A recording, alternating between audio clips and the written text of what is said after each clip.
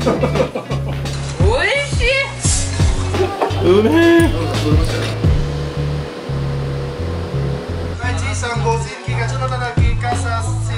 宮崎料理のお店っていうのは来ちゃうんですよ。でも宮崎県民に言わせてみると本物じゃないんですよね。だから宮崎で食べ慣れた味が東京で食べれるのもここだけなんですよ。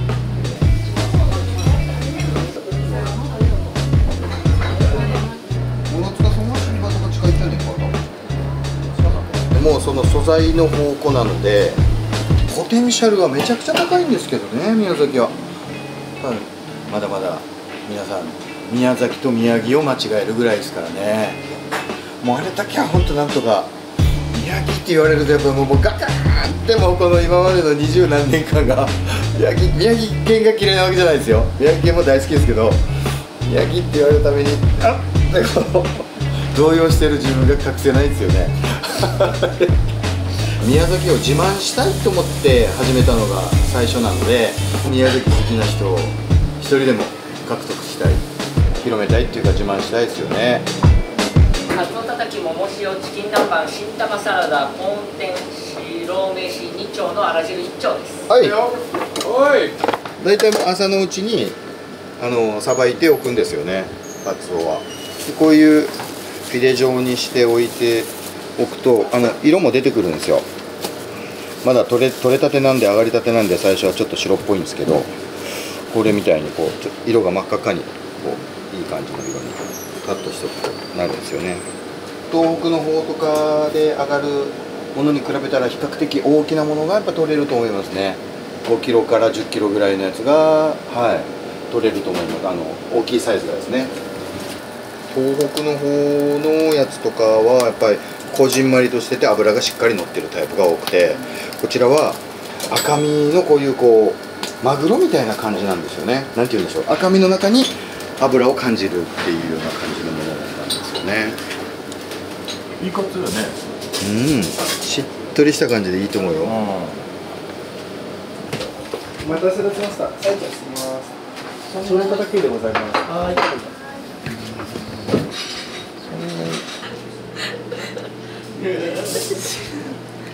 めっちゃ美味しいですね。新鮮もそうですけど、ネギとかタレとかが宮崎と同じ感覚で食べれるので。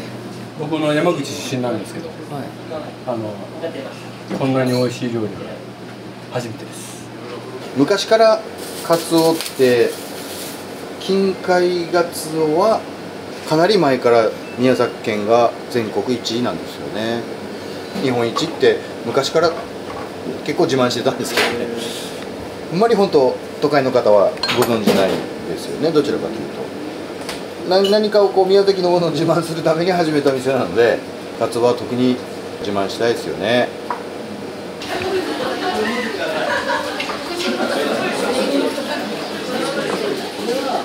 市外でやってもいいという唯一許されているところなので、うちでしか召し上がりません。お米からお野菜からほとんどのものはもう、宮崎から取ってます。お米は特にもううちのために高原町っていうところで作ってもらってるんですよね。あまり聞かれないですよね、日の光なんて。そうですね。ですよね。宮崎ではもう有名なブランド米ですよ。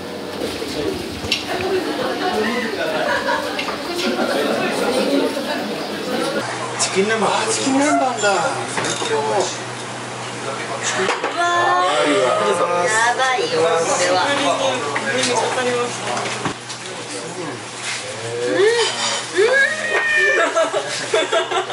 天国にありがとうございます。チキン南蛮東京で食べると本当に唐揚げにタルタルソースがなってるだけみたいになっちゃうのがすごい悔しかったんですけど、本当に美味しい。そもそものお肉の質だったりとかそういうのがもう違うと思うので、東京のチキン南蛮って結構かじった時のお肉がパサパサしてて、なんかタレでカバーしてる、味をカバーしてる感じがあるんですけど、ここはタレよりもお肉がメインになってて、お肉のもう油の甘みとかうまみがちゃんと主役になってるって感じします。チキン南蛮宮崎のやつはですね、大体胸肉使うところが多いんですけど、日南とかはもうほとんどもうもも肉でしか食べたことがなくて、小さい頃から。でもも肉出して、あとはタルタルソースもまあ日南スタイルで少し爽やかな感じの味付けにしてあったりしますね。椎名さんがこの後もも塩お願いします。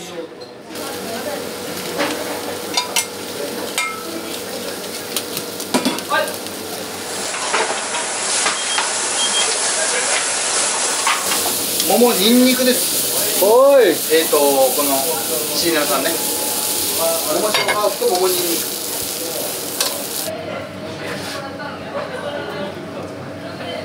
まあ最近はその鶏もいろいろあって、でしかも最近宮崎県自体が地鶏として認定しているものとかが出てきて、それがまあいわゆるその辺のこう大手さんとかがやってるやつで。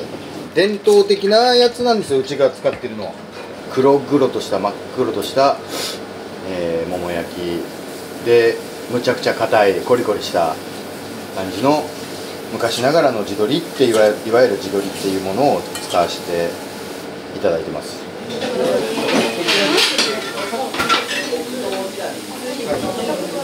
レバニラ。レバニラ。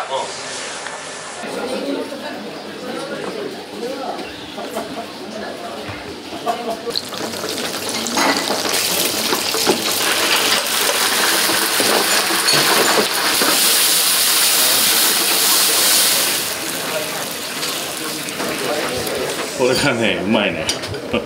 鶏のレバニラ。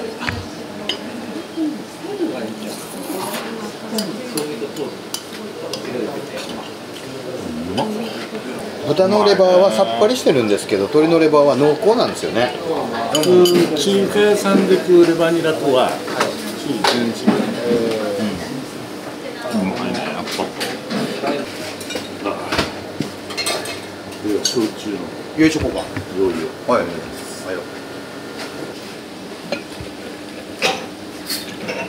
よく間違われるのは鹿児島の焼酎と宮崎の焼酎って九州の人間からすると全然違うんですよ。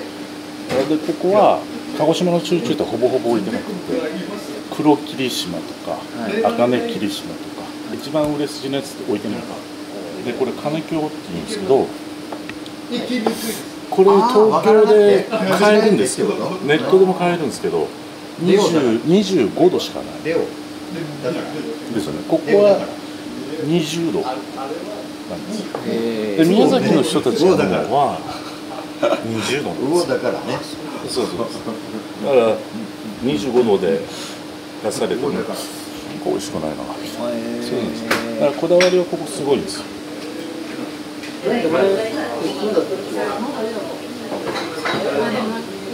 はい、しいたけしと一丁。しいたけは結構産地ですね。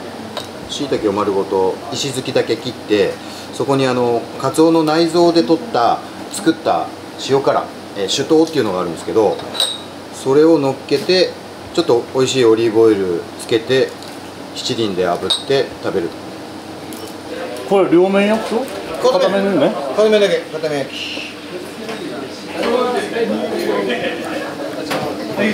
うますぎ。自分のとこで作ってるんで半年ぐらいかかるんですよ。なかなか他のとこでもやってないですよね、あんまりね、そういうのね。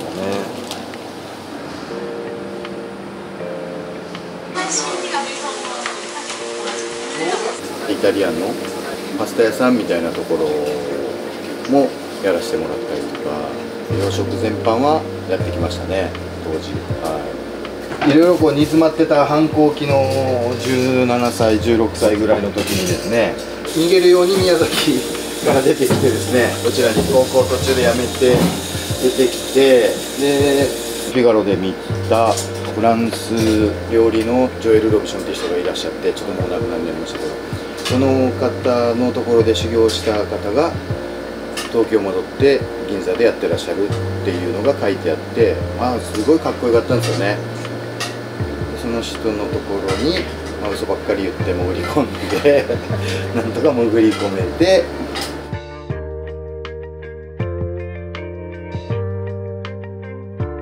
やっぱフランス料理とかイタリアンみたいにこう知らないのを無理してこう自分で勉強して知ってる風にこう教えないといけないじゃないですか。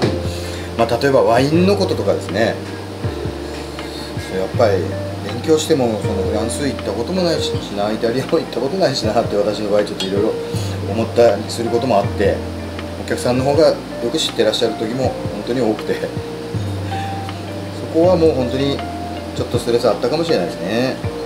である日ふっとこう考えた時に、なんか宮崎の料理を自分がもしお店やれればなんか全然本当のことが言えるな、本当のこと、勉強したことも本当のことなんでしょうけど、なんか全然飾らずに自分のもう本当生きてきたまま、生まれたまんま、こう素のまんまをこう表現できるのはやっぱり宮崎料理が一番いいのかなって。で他の料理とかやってるとやっぱ特に宮崎のそういう味がなんていうんですかね、やっぱり恋しくなりますよね。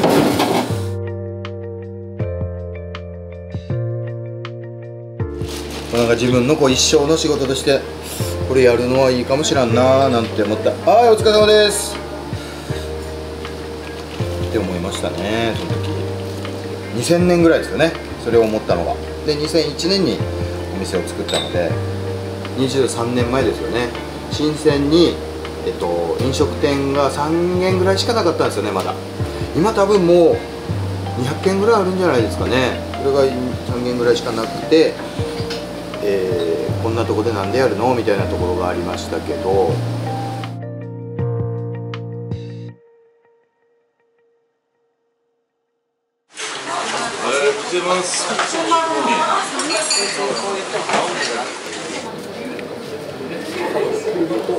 おい、冷や汁です。冷や汁。熱々ご飯に汁を氷ごとかけてもらって混ぜて、氷が溶けたなぐらいが食べ頃です。はい。いただきます。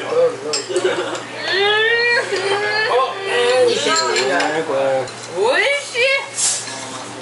い。一番手間かかってますから、うちのお店の料理の中で冷や汁がうちでしか食べれないなっていうようなテイスト、味噌の焼き加減だったりとかピーナッツの配合ですとかお出汁加減とかもうちでしか食べれないような冷や汁にしてありますね。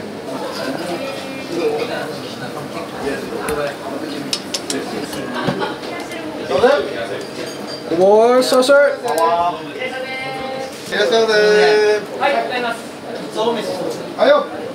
締めで冷や汁だけじゃなくて釜揚げうどんっていう宮崎の西たちといえば飲んだ後は必ず食べる釜揚げうどんみたいな、こういう再現してるのなかなかないもんね。ないね、東京はね。いい感じやね。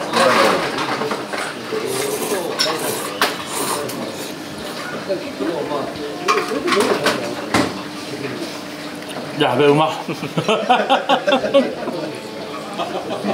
うめえ。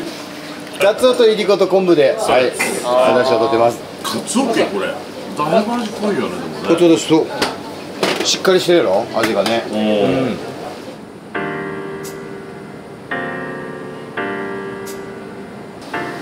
やもうそれはやっぱり宮崎のエネルギーみたいなものをこうお客さんがやっぱり受け取ってくれてるからじゃないですかね。お客さんによくいろんな人に言われるのは、変化球とかない直接的だから好きなのよみたいなのはよく言われるんですよね。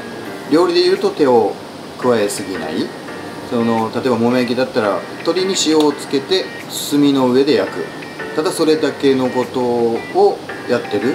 食材の持つエネルギー、産直であるその良さみたいなものをお客さん感じてくれてるんじゃないかなっていうのは思いますけどね。召し上がれっていう意味ですね。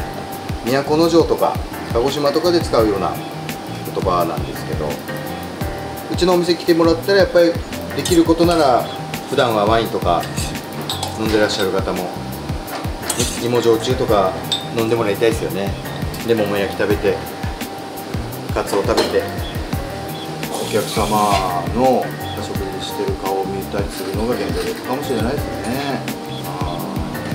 宮崎自体がやっぱり住むのにもすごく最高なとこなんで、宮崎にうちを通じて宮崎行っていただきたいし、宮崎をもっとみんなに自慢したいですね。